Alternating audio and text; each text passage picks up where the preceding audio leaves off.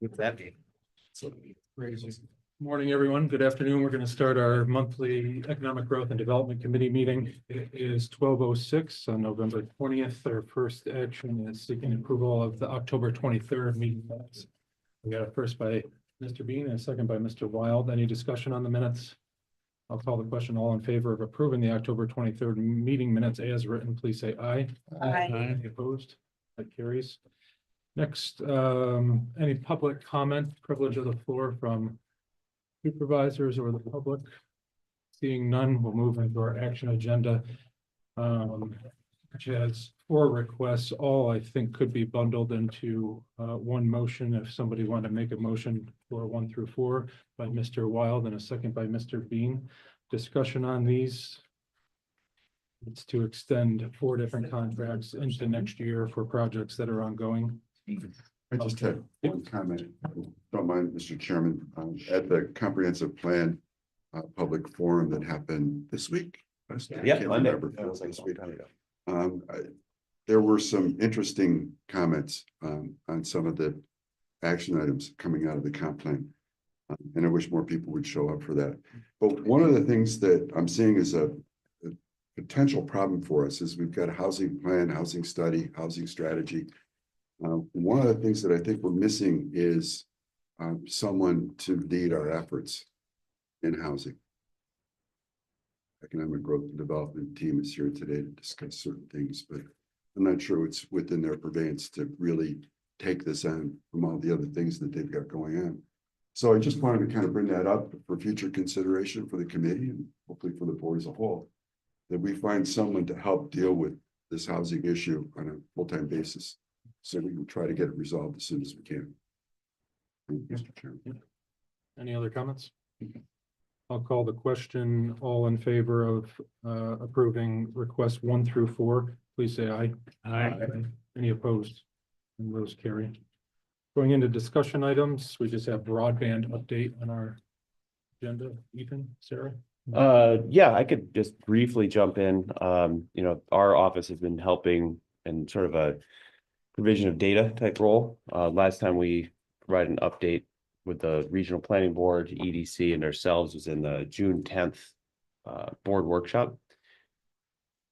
It's my understanding now, and thankfully we've got EDC here who's been playing a really big role in this, that the project areas that Warren County was divided into are now going to be going out for RFP so that a private internet service provider can bid on those areas to provide service.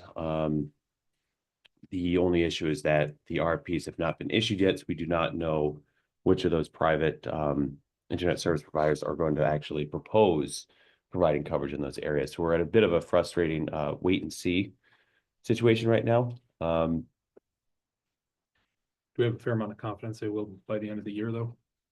I can't say that I have confidence that they will or won't at the end of the year. I think it would be unwise to say I do. So that's a very, very short summary, but I think, I share the frustration of other people of just being in a situation where you're waiting for things at the state and federal level to move forward in order to say, all right, yeah, we can take advantage of these subsidies. So I can say, though, having attended EDC's weekly broadband calls, coordination with Beth Gillis at Lake Champlain, Lake George Regional Planning Board, like we have a lot of people on hand paying close attention to these issues right now. And it's we're sort of at a wait and see point for the subsidy. Yeah, I mean, I've had a couple of conversations with constituents who live in riparious, and they're struggling. I mean, they sometimes don't have landline service, let alone, fiber optic, Wi-Fi, internet. I mean, Johnsburg is a large town, acreage, square mile wise. And it has been an issue for us since a long time. And so, and I know that in some cases, providers have pretty much said that, well, yeah, we could do it, but it's not cost effective. That is an unacceptable answer. In my opinion. So that's the purpose of this feed No. program that we're waiting. So lots of work has gone to get to the point where we are right now. So the State Connect All Office, who's managing the BEAD program, who's managing the federal allocations of funds that will be coming to New York State and then to Warren County, has just recently closed the public comment period on the grant areas. We submitted grant areas, what we felt like were the best potential areas, division of space in Warren County to try to get bidders. We worked with Tectonic and the Regional Planning Board to come up with those areas. So there's been a public comment period, 3 rounds of public comment. I believe the most recent one just closed last week.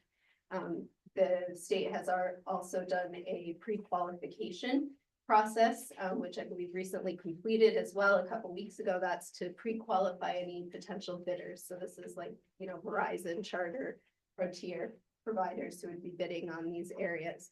So the next step is to issue the RFPs to see if providers respond to the RFPs. If they respond to the RFPs, they are obligated to connect every address within those grant areas, which cover the county. And that's how they're managing the non-cost effectiveness of these connections, because they know that it's not cost effective to connect a lot of these remote addresses. But that's the purpose of this BEAD program, is to provide financial incentive for these bidders for these companies who would otherwise not find it financially viable to connect these addresses, to actually connect them. So there's a lot of federal money on the line here. We're going through this RFP process and we'll see what happens. It's possible that we get bids on both areas. It's possible we get a bid on one area and not the other. It's possible we get no bids on either area. But the next step is to go through this bid process and then see where we stand. And if we don't get any bids, then, we go to Plan B, which the state has indicated that they will open up the potential use of alternate technologies. So this first round is wired connections, but the second round will potentially include other technologies like fixed wireless. So There's probably a couple of things that we should clarify here. The carriers that are involved in all of the areas that are currently unserved are not the entire spectrum of carriers that she just listed. Frontier is their primary carrier in the majority of the areas that are unserved right now, and they have recently been sold.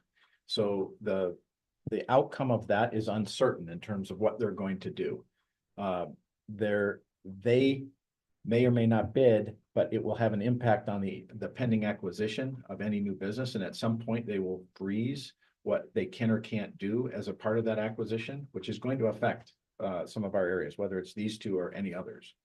I still think it's a positive development though, because Frontier has done nothing in terms of improving their infrastructure during the entire period that we've been trying to work on this for at least the last 5 years. But I suspect, Kevin, that you are going to have continued areas that are, and it's going to happen to Frank as well, that are completely caught in this transition. Now, the answer to that is to bring new infrastructure close so that there's at least somebody that we can incent. Slick has put in a fiber backbone through the majority of Warren County. And then we've got to try to lever whatever incentives are there. Right now, we're trying to use the federal incentives. Also important to understand, we're a victim of our own success here. We're at 90+% in terms of the addresses that are currently accessible by some modern broadband technology. The surrounding counties have lower amounts, particularly north of us, which means that the money is going to be allocated there before it comes here. So we were very modest in terms of what we tried to go get, simply so that we could aggregate and hopefully get some amount of that money. I do believe long-term, the fixed wireless that we've been talking about, and we bring those vendors to our weekly calls, is going to be a solution that we can engage in. I've talked to John about this. I've talked to Frank about this. I think there are opportunities for us at least to use fixed wireless to cover some part of this undone area. But we got to wait until this process plays out before we can engage in that. I want to be clear though about this. The state does not prioritize these areas. And advocacy is going to have to continue. It drives Kevin crazy. I know he's ready to say something right now. But their belief is that the market is going to take care of this. And in some of our areas, the market is never going to take care of this. County Minister. No, I was just gonna, we've got to be realistic on this, we have 35 to 40,000 locations that need broadband, 4.1% are not connected. We need 500 miles of fiber, and that's $30 to $40 million worth of fiber.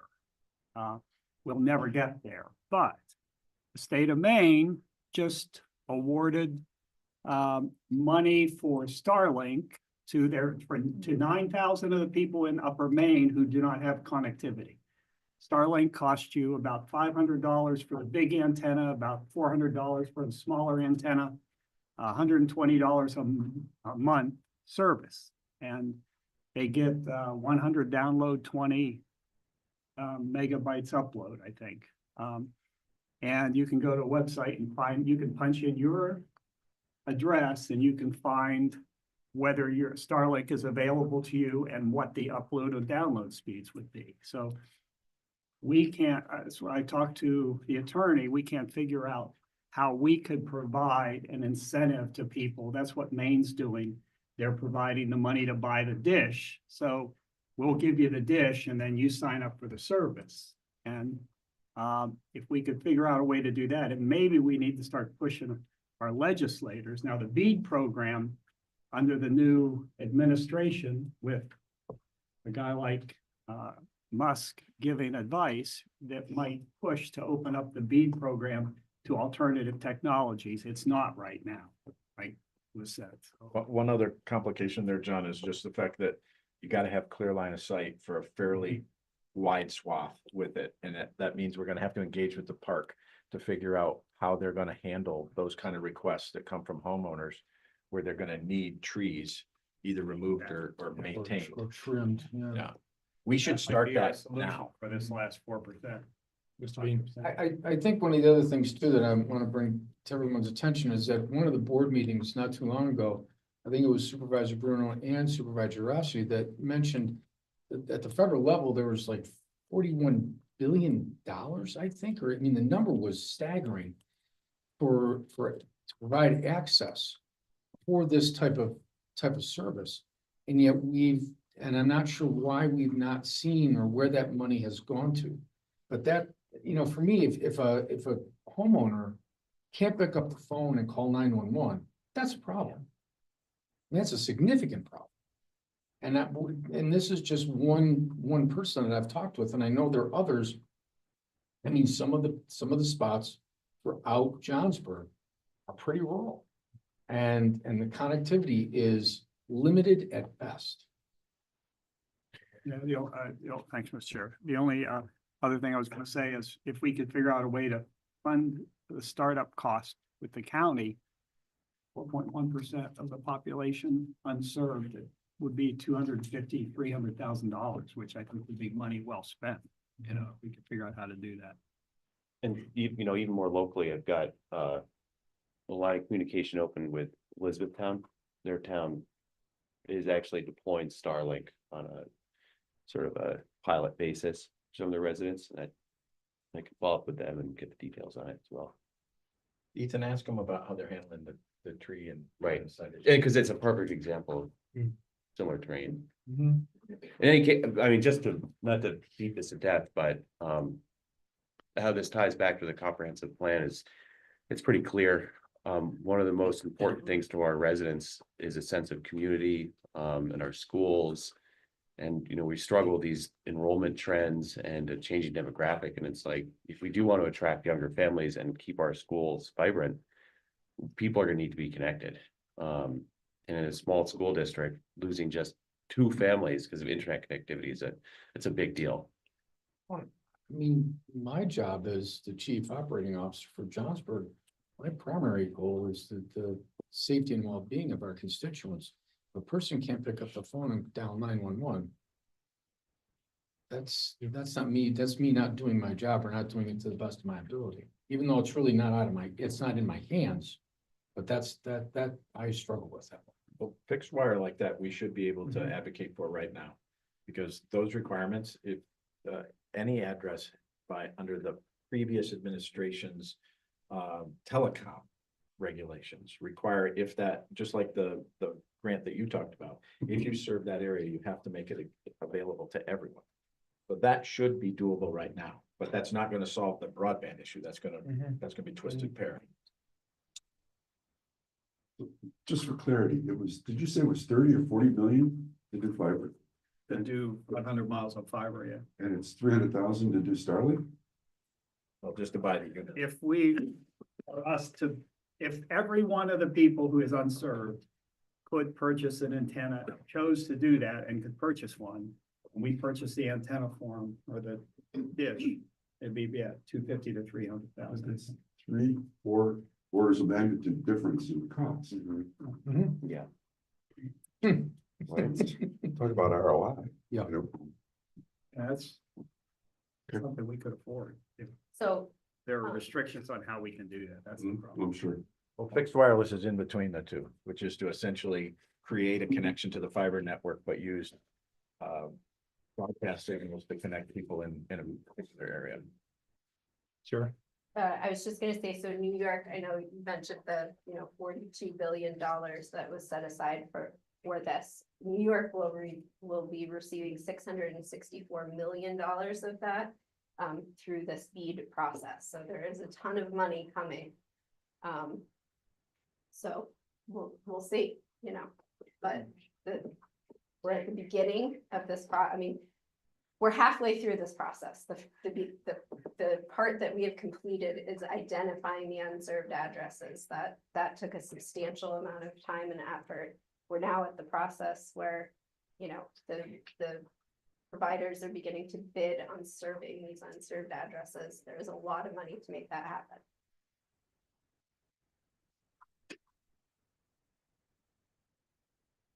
Any other comments on broadband? I asked Jim to come in today. It's been a few months. He asks every month if he can come and I tell him no. And no, I tell him no. Jeez. And so this is our last committee meeting of the year. and Make sure so everybody on the it's brought us Damn staff. chilly side there, Jim, what you say? It's all right. It doesn't hurt my feelings. You get one of these. I started preparing a list of development that's happening I'd love one, around the thank you. county for our next month's board meeting. I was just gonna list some different things and took me a couple hours and I'm not done yet. There's a lot of tailwind, I think.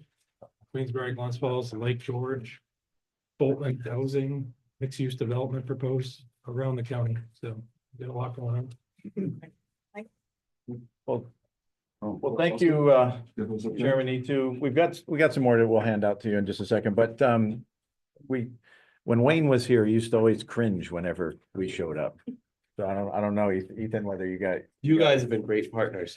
And I think no, seriously though, I mean, between the housing topics and the outdoor rec economy and everything else. Well, I appreciate that, but he used to think that we were bogarting their time. So both Chairman E2 and I are trying to be sensitive about the fact that most of the conversations we have start to balloon once we raise them. So we try to be judicious about how often we have them. But it's been a couple of months since we gave an update to you, so I want to kind of get you all caught up to speed. In the presentation here, the first thing I want to do is just make sure you understand what is the team. When we say the EDC, these are the 5 people, the majority of them are right here with me. Trish Hartle at the end of the table here helps us manage most of the meetings that we have. So you'll see her at LDC or EDC board meetings, all the various committee meetings. She helps us coordinate a lot of the activity that we do in that regard. She's a veteran of Empire State Development with more than 20 years administering these programs from the state to us. So she's invaluable in terms of her knowledge and experience there. Deanne Michelle is here. She leads our finance group. She's essentially our CFO. But beyond that, she has extensive experience in housing. She came to us from Habitat. She winds up being involved in most of the work that we do associated with housing. And like everyone on the team, she plays multiple roles. Emily DeSenza right here just came to us from the New York State Senate, where she was acting as a communications coordinator for the Republican caucus of the New York State Senate. The reason that's important is, number one, she's way younger than the rest of us, so she gets how to do this communication thing inherently. But I think the second thing is she's used to a frenetic pace and very unreasonable expectations and a political environment. And all of those things, she has already shown her kind of acumen in terms of helping us manage that. Who's not here is John Wheatley. John Wheatley serves as my vice president. He's the continuity in the group. He's been here for almost as long as the EDC has existed for, I think this is his 12th year now. I had a business contact me at about 9 o'clock last night, looking for some help with business retention, development, expansion, things like that. And I forwarded it to John Wheatley, and he got back to him about 9:30 last night. Yeah, Working John quietly 24/7. does an awful lot of the work, particularly in terms of managing the properties and all of the inquiries that we get like that. So I'm not surprised by that. The next is our board, and we try to give you a sense of who they are in terms of not only their titles, but just so you can visually see them. We recently made a change on the EDC board, and this is based on ongoing feedback from the business community. We were an 11-member board, and there were 4 statutory members. There was somebody from SUNY Adirondack, somebody from the city of Glens Falls, somebody from the town of Queensbury, and somebody from Warren County that was always a part of our board, which meant that there were 7 members from the larger business community. And the business community felt like they needed even more voice. And so we added by resolution 2 additional seats to our board. And this morning, we actually brought one of the 2, we brought somebody in, Paul Worston, who is one of the budding leaders at Arrow, and before that, Glens Falls National. He's now joined our board.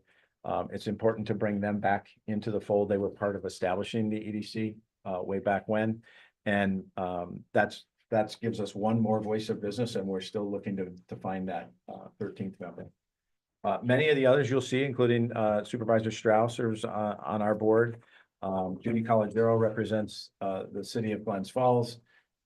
Mike Wild is our representative from Warren County. And Dr. Duffy, who is not only the representative from SUNY Adirondack, but also our interim chair. You'll see all of their pictures here. We try to make sure that the majority of the large scale part of our economy is represented on the board. So you'll see, whether it's Hudson Headwaters or the hospital, both of them are very large employers. They have representation on our board. Finch Prine has representation on our board. We've been recently trying to expand it to include other elements of the economy that maybe haven't always been represented. Kathy Munsell, who comes from Fort William Henry, is now on our board. Kathy's also the connection to the Regional Economic Development Council, which is for the Capital District. So she serves as an advocate for us in the Capital District overall. We have a handful of others. Laura Ledoux she's one of the junior partners at the accounting firm that she operates in. She's a connection to a lot of the small and emerging business. She supports more than 50 accounts here locally of businesses that are what I would consider to be mid-sized businesses that are hopefully looking to grow. And Ashley Walden, who is the new leader of ORDA, is also on our board. So there you kind of see the representation of what we have. By the way, Melanie Weber is also a recent member. Melanie is part of the family that owns Common Roots Brewery, but she also has a shop in downtown Glens Falls. Pretty remarkable family. Her family is from Washington County, and they have very successful longstanding businesses there. And they're always looking to do exciting new things, whether it's in Northern Saratoga County, Washington County, or Warren County. So we're glad to have her. The next page is just a quick representation of what this larger document that I shared with you goes through in detail. This took more than 2 years for us to essentially understand the data. In fact, I started it, John, before you were even in the role with Ryan, who helped me both collect the data, and we spent a lot of nights trying to interpret the data. Basically, we looked at economic development data for as long as we could get it. In some cases, we were looking at economic data from the early 1800s. In other cases, we were looking for data that had been collected anecdotally about different parts of our economy as long as 100 years ago.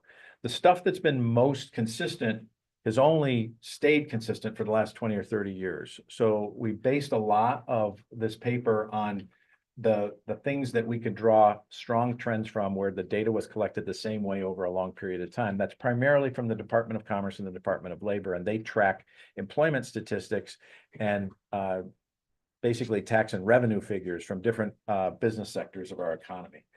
And when you look at that data, it can be very, very noisy. There's 20 some pages that kind of walk you through this process in the paper that I shared with you.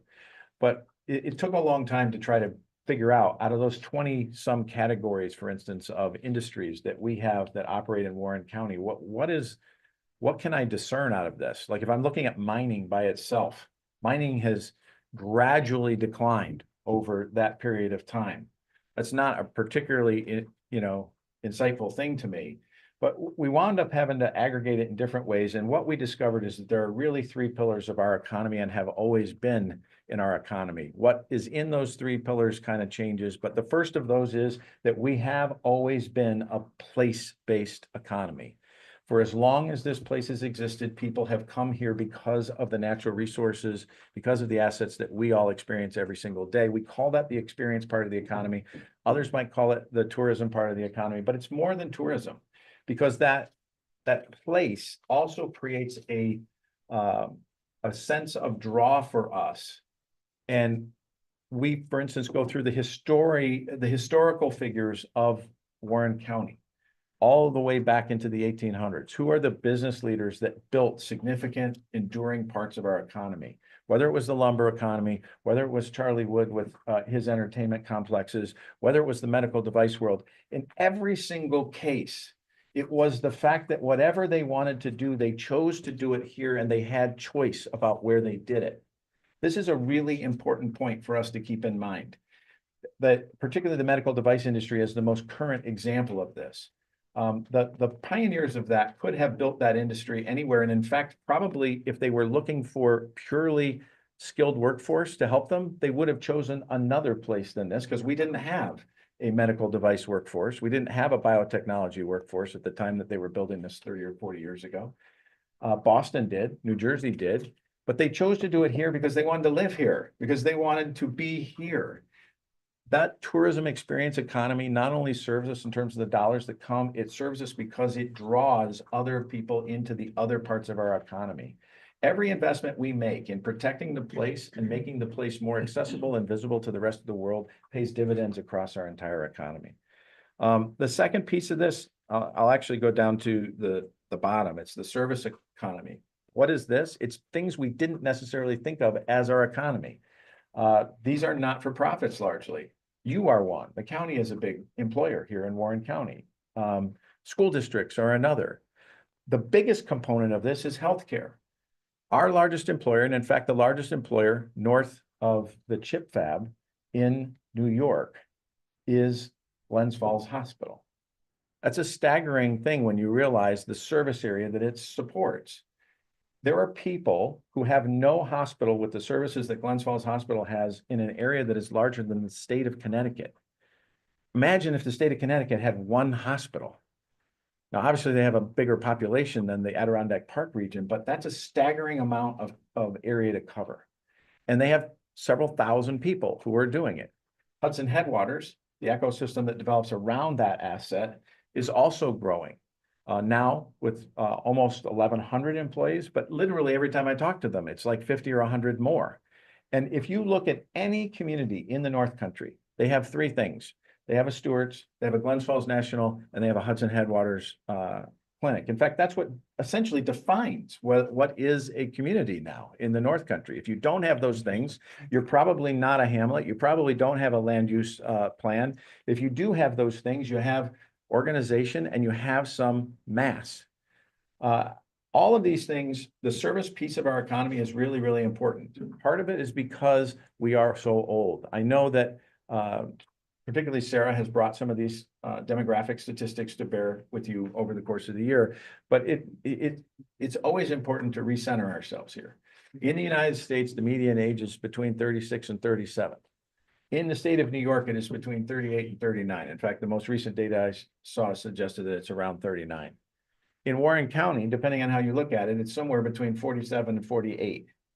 Okay, but it's literally going up year over year. And the reason it's going up year over year is because we have very limited ability to absorb net new people, which means that if we stay as our current population and we're not able to bring significant numbers of new residents in, we age in place every single year.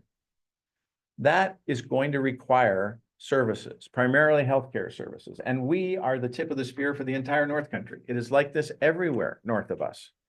And so the healthcare assets that we have are fundamental to the future of the region, and they're big, big economic drivers. And sometimes we think because they don't pay property tax, that they're not a part of what we would consider to be the economy.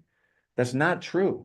I remember having discussions with multiple generations of mayors in Glens Falls and I showed them, what would the property tax return be for Glens Falls Hospital, the parcel it sits on? And what is the economic value of having 3,000 employees sitting on that? And the economic activity that derives from literally tens of thousands of people coming to get the services there. It's 100 times more valuable for us to be able to support that in its nonprofit status and continue to invest in it and grow it than it would be to sell it and collect property taxes on it. And this is what helped us understand that not-for-profit component of our economy is a big underlying part of our economy. During COVID, those things did not contract. In fact, they grew. And that's because they're supported by dollars that come from the government. There's a two-edged sword here. Like right now, Glens Falls Hospital has a problem because too much of the services that they provide are state supported and they can't get enough privately supported. And if the majority of the people that they see, they only get reimbursed for 80% of the cost, that's not going to be an enduring business model. But the flip side of this is, do you think that the demand for that is going to go down as our population ages? Are they going to build new hospitals in the park? I don't think they are. And so we have the one asset that is going to be universally needed by literally every resident almost to the border of Canada. And we've got to figure out how to continue to support that. The third piece of this is everything else. So if you imagine that $1 out of $3 and more than 1 out of 3 people is involved in what we call the experience part of our economy, and far more than $1 out of $3, but about 1 out of 3 people is involved in the not-for-profit world, primarily healthcare. Everything else you can think of makes up that last third. So we use the example of mining, for instance. You and I were there when the Barton Mines got their new permit this past week, which was a big deal for Warren County, and it was the culmination of years worth of work. Their operation is like 1/50th of that last third. Okay, Finch Prime, and that manufacturing operation is a component of that, but it's not a particularly large component. The medical device industry, all in aggregate, represents about 10% of that remaining third, but it's shrinking, as we all know. We fought over the past year to try to get back whatever we could hold on to there. But inside of that last third, there are pieces that are getting smaller and that are not prone to they're not going to be able to survive the transitions to AI and to automation. Manufacturing in general, and I come from manufacturing, is being automated rapidly. And that's simply because it becomes more cost effective to have machines do the majority of the manufacturing work. So then the work transitions to people who maintain the machines and people who maintain the site.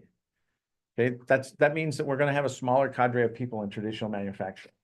AI is affecting many of these other industries, knowledge-based industries. Like we have a number of marketing and creative firms. We have 11 of them by last count in Warren County. Some of them mid-sized, some of them small. All of them are facing existential threats about AI and what is that going to do to their business models. So we look at this and say, in that last third, what are the components that represent opportunity for us in growth? Now, I don't believe that we have the full answer, but we have at least some of the places to start. The first two that we're focusing heavily on are the places where we call it the emerging economy. Somebody shows up to do whatever it is that they do, and they can do it anywhere, but they decide to do it here. They do it from their third bedroom. They do it from a shared workspace. They do it from a coffee shop. Sometimes these are people who belong to corporations in places like New Jersey or New York City, and they just find a way to live here and operate that way. But oftentimes they're people who have been cut loose from those infrastructures, but have certain skills. Christine, I see you nodding because you know this world really well. Increasingly, people with skills are taking those skills and deciding where they want to go with them, and then they just point them out at the world. If they're a financial analyst, they can do that from anywhere. If there's somebody who does creative work, they can do that from anywhere, as long as they have a broadband connection and they have a house or they have a place to live. This part of our economy is growing rapidly. I'm going to show you some of the statistics later in the deck. The other part that I think is underserved and that we need to think about strategically for our future is if we are a place-based economy, and we have been for 200 plus years, the protection of that place, which we tend to think of as a big speed brake on our ability to develop in the economy here. It's 92% of Warren County sits behind the blue line. It's essentially immune to traditional development, but the protection of that 92% should be bearing commercial enterprise. We should be figuring out how to take the knowledge that comes from things like the Jefferson Project and turn that into enterprises which can be based here, continue to protect water, continue to protect ecosystems, and then expand that to other places where we can share that knowledge with other people. If we were to bring hundreds of water scientists here, who then take the assets of the Jefferson Project as their center of gravity and develop some kind of nexus of this kind of knowledge base here, and then project it at the rest of the world, that's not at odds with the Park Authority and its values. And we should be able to find a way to incorporate them in our area in a non-impactful way. That's an example, not the only one. I think we're always looking for what are these other pieces of the economy that we should be engaging in, but I don't believe our status of 90+% of our area being behind the blue line is going to change. I don't believe that area is going to become more welcome to development. We're not going to put Bitcoin mines. We're not going to put data centers there. We got to figure out how to use the assets themselves in a more productive way. So you're going to see a lot of our efforts in that way. The reason that I'm going to keep hammering these things is that whatever we're talking about in terms of a business enterprise or an idea, we're thinking about it in terms of how does it fit in these three buckets. Let's stop there. Does anybody have any questions or comments from the committee? Keep going. The next chart essentially just shows you, we still have the traditional role. We will never give up the role of being the primary contact for either new business or existing business who needs something to expand or continue. That's what we call traditional business activity. That has always been at the root of what an economic development organization does. We have not stopped doing that. It's just not all we do. But here's an example, and every one of these things, these are essentially showing over the past year, the increase in activity in every single sector of that. New business inquiries, existing businesses looking to expand, people looking for opportunities. All three of these buckets continue to grow. This is a positive for us. It's not true for all of our neighbors. I think if we were to go 1 or 2 counties north, you would not see this kind of continued positive linear growth. The way we do this, we got to get out into the community so that we're visible, and we got to make sure that people know how to find us. We do that in what we call engagements.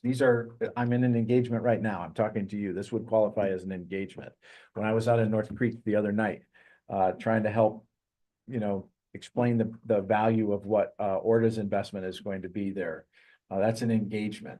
Sometimes it's with a school district. Sometimes the DRI effort at Lake George, which, by the way, last night, approved the slate and submitted it to the state for their $10 million worth of projects. We've been involved in that effort for 2 years. That's an engagement. And you can see those engagements, while traditionally in any given month, it's roughly 30, they continue to grow as well.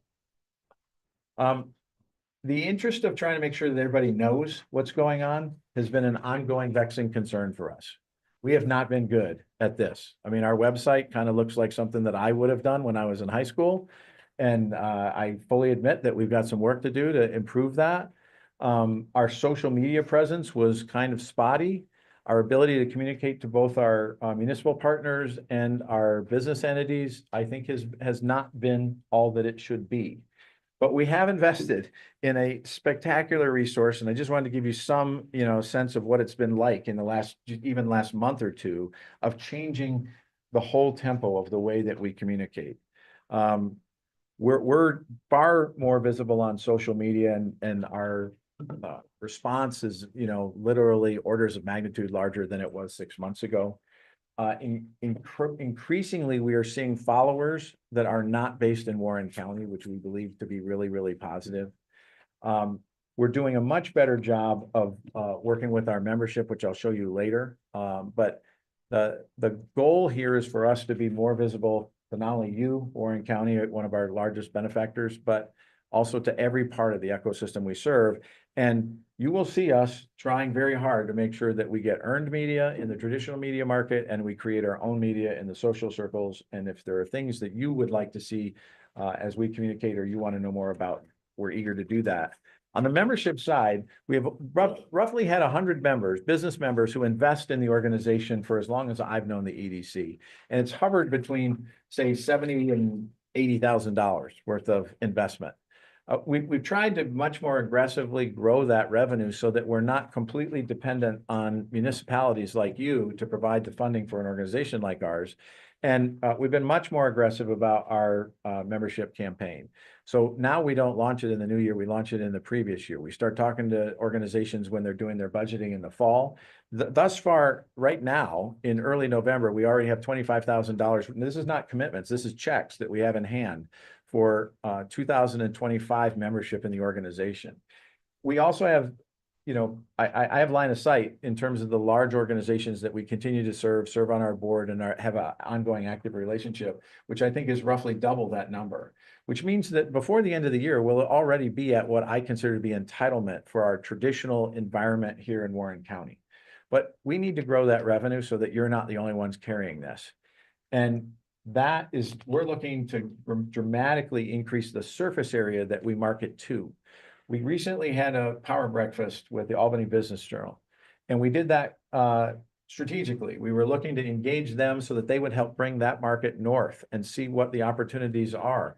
It was interesting. With very little marketing, we had a couple hundred people in that room, and 60% of them did not live in Warren County.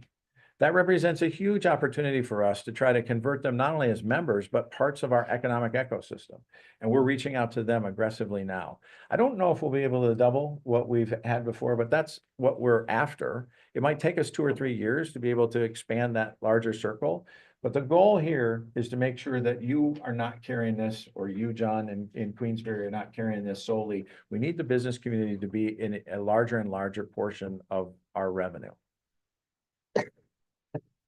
The next page just gives you, these are just headlines that have occurred in the last 30 days or so. We are working very hard to be visible, and this is not self-serving. This is not because I want to be in the paper. Quite honestly, most days when I wake up and I look at the paper, I'm very glad that I'm not in it. Okay, but we do have to make sure that the things we work on are better seen by the public. An example of this is the angio work that we did for the last year. It was an enormous amount of work for us when they told us what they were about to do, we worked with them as aggressively as we could to try to stem that. But once they made that announcement, our work did not end.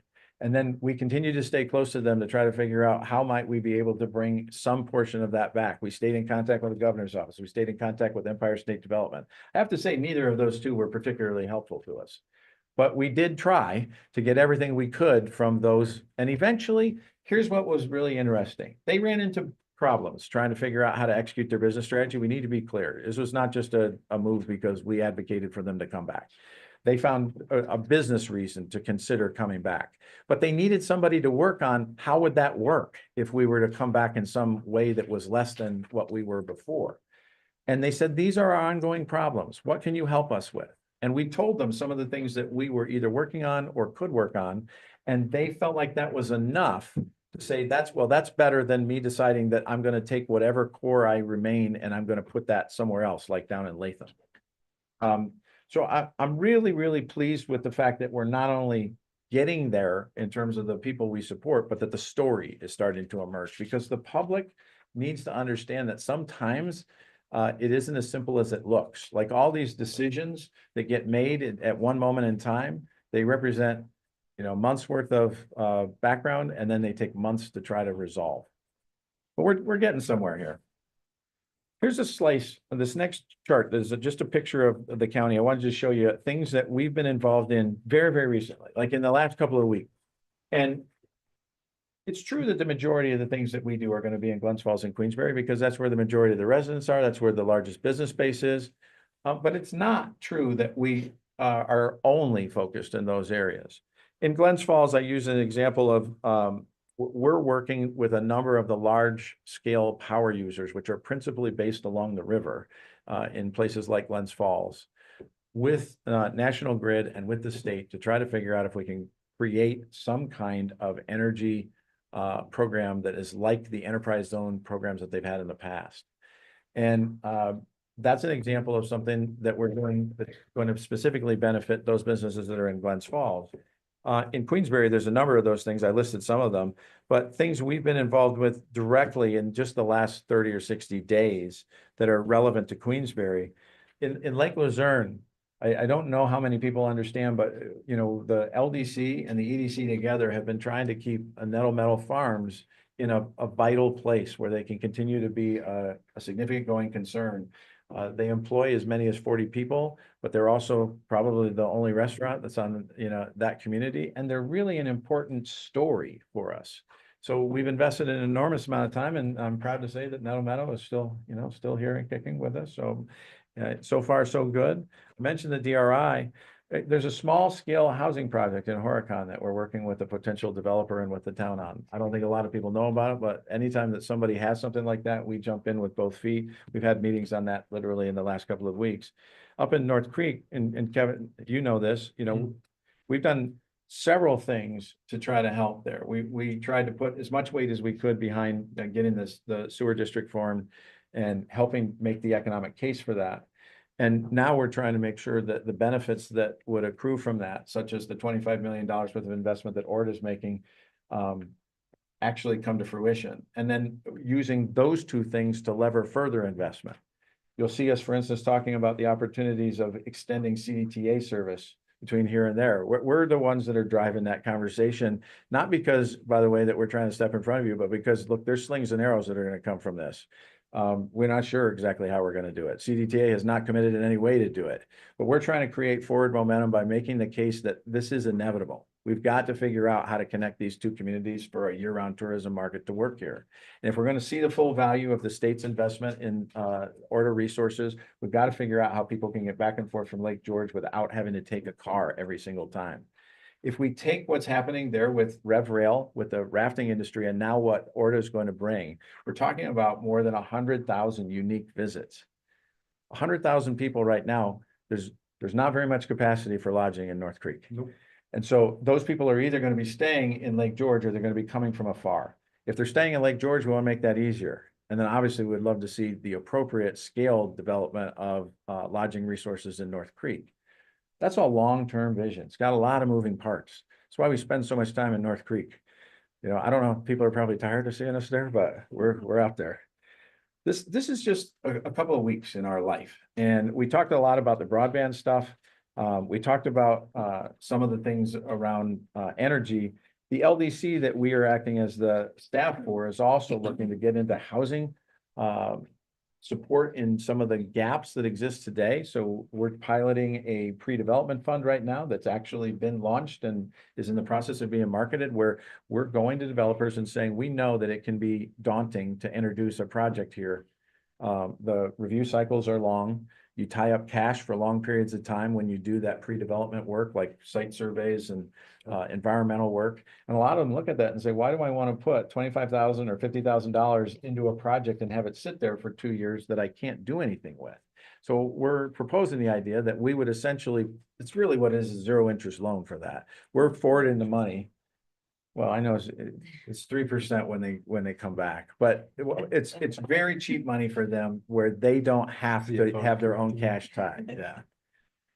If I may just jump in, one of the things that we had a board meeting last night, and one of the things that I am incredibly troubled by is the fact that we have so many of our seniors that really don't have transportation, and they need to get to places like Hudson Headwaters, like Glens Falls Hospital. We're actually, you know, gonna look at, depending on how quickly the CDT, was it CDTA, Central District or Capital District? Yeah, CDTA, we're actually gonna look at perhaps even a van service to, because we just don't have, I mean, people need to be able to get either to Glens Falls Hospital, to Hudson Headwaters, or even to Albany. We've got vets that are in our town that need to be able to get to the VA.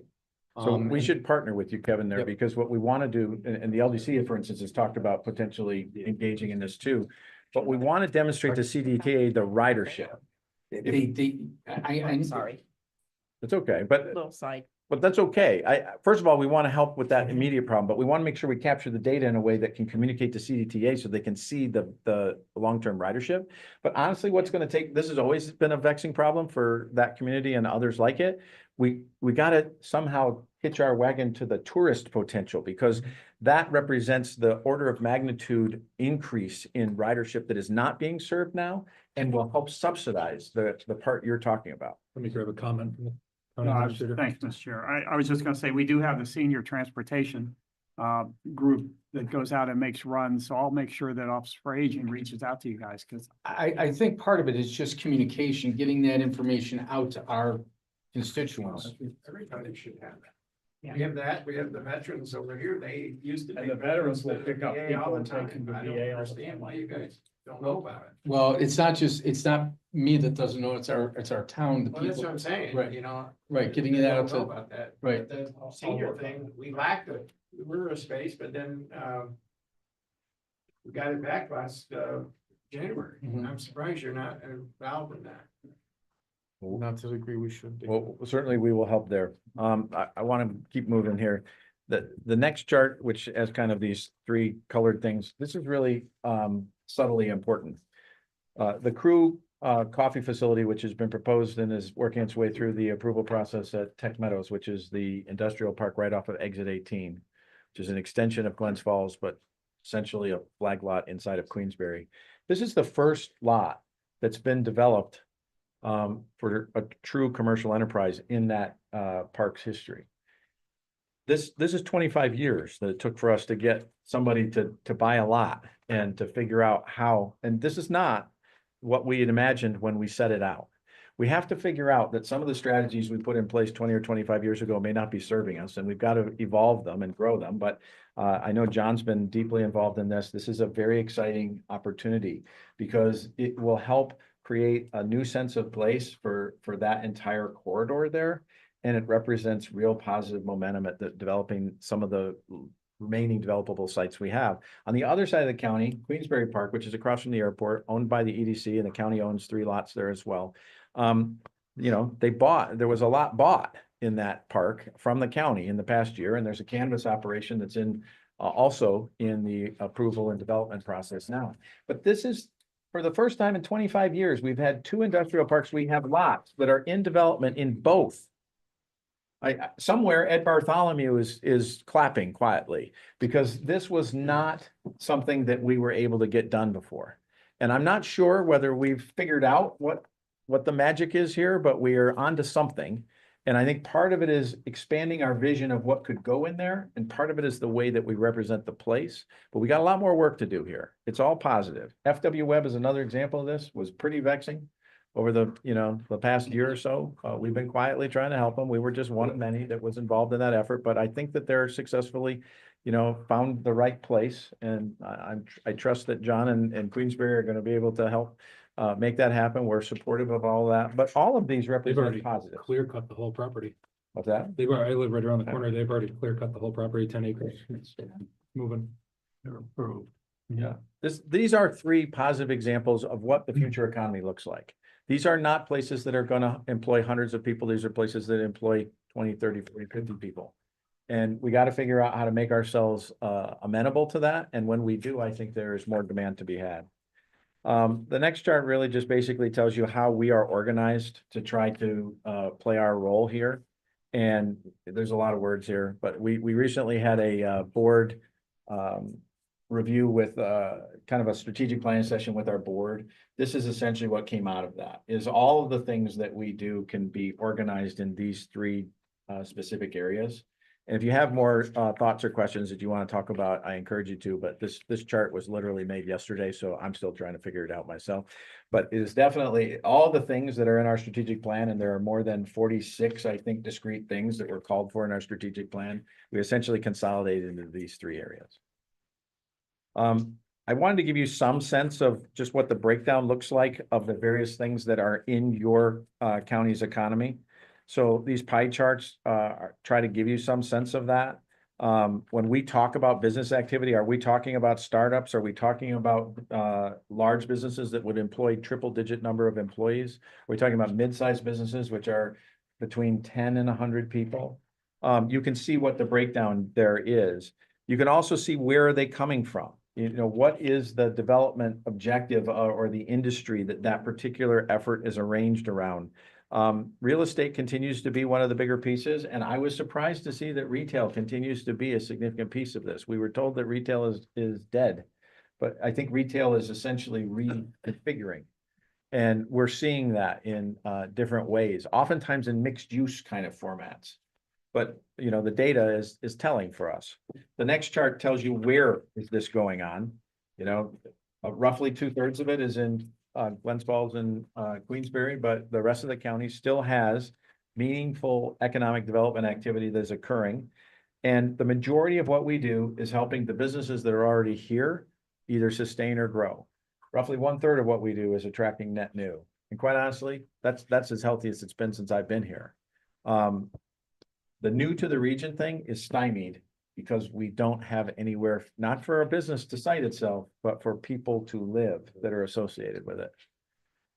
We'll keep talking about that. The Warren County GoDaddy microbusiness data is essentially, we know when some business forms, they register with either the county or with the state, they get an EIN number, and you know, we become aware of them. But that doesn't necessarily mean that they're an actual business. If they file an LLC, they can be pretty opaque about who they are. It oftentimes has a post office box. But if they go set up a domain and they are active on the web, then that gives us an opportunity to triangulate and correlate on them. So this GoDaddy data is essentially looking at what businesses have done both. They've registered in Warren County and they've gone and created an active internet presence.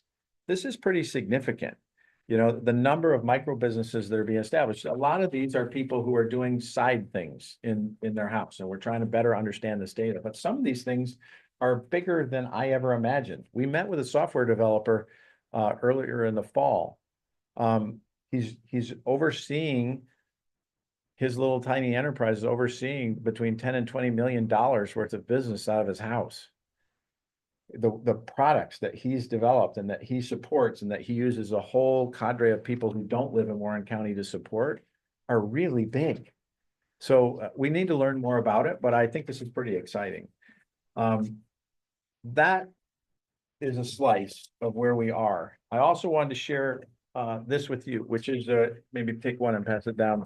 This is a current scorecard that we developed in collaboration with CEG, the Capital. Center for Economic Growth. What's that? Center for Economic. Center for Economic Growth, which is essentially what the EDC would be if it were regional. And so together with their resource assets, we have created kind of a slice that gives us some data about things like obviously employment factors, but tax base, housing, incorporations and new businesses. Sometimes I think that we are so deep in this data, we forget that not everybody is as deep in this data. But we track this every single quarter, and this is something, Chairman, that we'd be happy to bring to you as often as you'd like, and we could reformat it. It doesn't have to be in this format. This is just kind of the way that we organized it. And if you have thoughts of things that you would like us to look into, and I know, John, you were also looking at trying to develop, data. The data is out there. It's really how we organize it and how we present it. But this is a pretty good example of just a slice of what Warren County looks like as of about 90 days ago. And there's a couple of things that are really important to understand here. We have been at full employment for all but 3 periods in the last 20 years. Full employment is unemployment less than 5%. Those 3 periods were the economic meltdown in the early 2000s associated with the internet bubble.